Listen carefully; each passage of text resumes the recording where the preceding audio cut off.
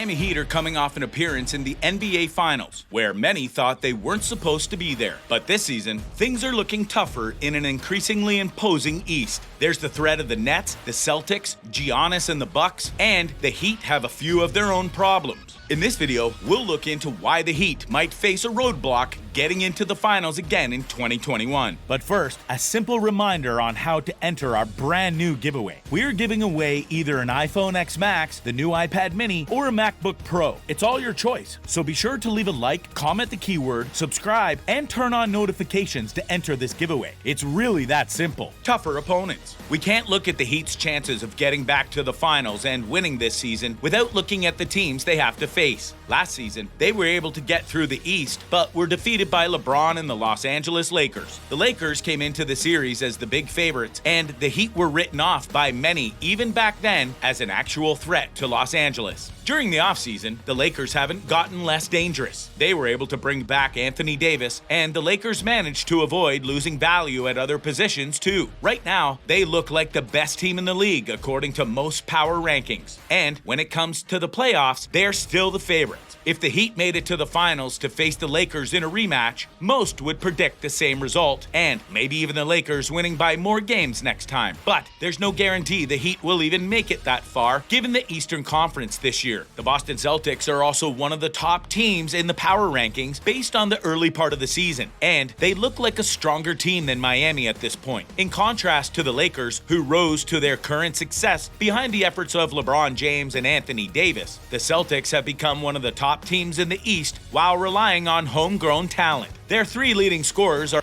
Jason Tatum, Jaylen Brown, and Marcus Smart. All of those players are ones that the Celtics have taken a chance on, and most didn't believe any of them would be as impactful as they are when they actually came out of college. Tatum, in particular, was taken out of Duke with the third pick over other highly rated talents such as Josh Jackson of Kansas City and De'Aaron Fox of Kentucky. But the risk is paying off for the Celtics, as Tatum has developed into a player that's scoring almost 30 points a game. In other words, just because the Celtics don't have a big-name star that they acquired in free agency or a trade doesn't mean that they aren't just as dangerous of a team for their Eastern Conference opponents as one like the Nets. The Celtics have spent time at the top of the Eastern Conference so far this season, and there's a good reason why multiple media outlets have made them one of the top 3 teams in power rankings. Their homegrown stars are developing more and finally coming through to play the kind of basketball that could take them to the finals. The Celtics are also in their second season without Kyrie Irving, and we might see them have more success now that they've fully embraced relying on these homegrown players instead of a star free agent like Irving, who can be hard to handle personality-wise. The Nets this season look like one of the most talented teams on paper, but they found that out the hard way, with some saying that Irving isn't taking things too seriously when it comes to his new job as an NBA player and one of the leaders of a team at that. Speaking of the Nets, they're one of the other main contenders in the Eastern Conference. Everyone that talks about the Nets as a contender will be talking about their three-headed dragon of Kevin Durant, Kyle Irving, and James Harden. The last player in that group only joined this season, and while the Nets did lose other important talents such as homegrown scorer Caris LeVert to acquire him, the trade should be a jump forward for the Nets, which will make them a harder opponent in the playoffs. At least, that's how it looks on paper. We don't know how reliable the main stars of the Nets will be in practice while playing on the same roster. We all saw Kevin Durant perform and win titles in Golden State with the help of Steph Curry, Draymond Green, and Klay Thompson. But will he be able to do the same thing while trying to lead the Nets and share the ball with 2 other stars at the same time? His first season with the Nets didn't happen at all, as he made the choice to sit out the entire year after signing with the Nets following the July moratorium. And Kyrie Irving has been absent for several games this season for the Nets with personal issues. While he says that his break is over and that he intends to let his actions speak for him going forward, this rubbed many fans the wrong way because Irving is a player that makes tens of millions of dollars to play and hasn't been able to do as much as show up consistently during the early part of the season. There's a lot of reason to have skepticism about the Nets as a title contender. Real-life basketball isn't like 2K after all, and you can't just put a bunch of star players on the same team in one season and have them immediately dominate without concern concern for chemistry or team fit. However, it's hard to deny that the Nets are also one of the most talented teams in the league if we just look at raw ability. And for the Heat, the Nets may end up being the boogeyman at the end of the Eastern Conference playoffs that they have to get through if they want to make it back to the finals and get a different result this time. It's safe to say that all the other main contenders in the East have taken a step forward in some way. But have the Heat done enough themselves to avoid falling victim to one of these teams in the playoffs? Short and inactive season. The offseason is one of the most important times of the year for NBA teams. There's both the draft and obviously free agency. Both players changing hands and players staying on the same team can be major news during free agency. Just ask the Bucks and the Lakers, who were both able to keep their star players and won't have their own title contender status thrown into question because of big name departures this season. For the Heat, the offseason this year wasn't kind to them. That's not necessarily because of anything that happened during the draft or free agency. Those things are relevant. But the main problem for the Heat is the length of the offseason. Like we all know, the NBA had a differently scheduled season last year and paused their season midway through before picking it up once again. All of the teams involved were supposed to get more rest, but the Heat and the Lakers were some of the most hard-hit teams by the shortened offseason because they had played the most games and had to play in a tough final series after every other team had been eliminated and was able to go home. This will probably have more of an impact on the Heat than it will on the Lakers because, as the more talented team Los Angeles was able to coast more during the playoffs and not push their star players as hard to get to the series. Even after reaching the finals, the Lakers weren't as challenged, while Miami, on the other hand, had to put everything into trying to get an upset victory. And this season, the Lakers have the talent to coast on some nights during their regular season and still win, while the Heat will have to put in a full effort if they want to get good playoff seeding against other contenders in the conference, such as the Nets, the Celtics, and the Bucks. Philadelphia, too, this season has risen as a dangerous team and even a fringe contender to make the finals. And there's not many points where the Heat will be able to relax thanks to the increased threat of other teams to them compared to the Lakers in the Western Conference. That might be the biggest problem for the Heat this offseason, but it's not the only one. They also haven't added as much talent as other teams, and they'll have to try and get back into the finals largely with the same talent they had last year. They might be able to do that, but it will take the Heat firing on all cylinders, so to speak, and their major players will have to avoid slacking off or having their performance drop. The Heat simply can't afford it if a player like Jimmy Butler can't keep up a high standard of play in the playoffs. And speaking of Butler, he was the most important factor in the NBA Finals for the Heat. He had great numbers and had one of the best performances in the finals from a player that didn't win in the end. He actually ended up joining some exclusive clubs with his statistics that put him in the same company as Hall of Famers for pulling off some of these playoff feats, such as 40-point games and triple-doubles. But it's not easy to keep this kind of play up long term. If there's any roadblock for the Heat, it might be the fact that they don't have the same kind of major talent as a team like Los Angeles that would let their main players take more of a breather during the season and relax after not having much time to rest after the finals. Butler had a career-best performance in the finals last season, and the Heat didn't even win. After all, for them to get a better result, they'll have to top that performance, and others such as Bam Adebayo will need to step up their game past what it was in recent seasons, both so the Heat can survive the regular season and so they can make it back to the finals. All in all, the Heat have a lot of challenges in front of them. They had not much time to rest, and they won't be able to take a break like some of the more talented teams in the league. But the Heat are also a very well-coached team and competently run organization, and there's reason to believe they can still contend in the playoffs as well as anybody thanks to that culture and that coaching, as well as plenty of young talent in the starting lineup and on the bench.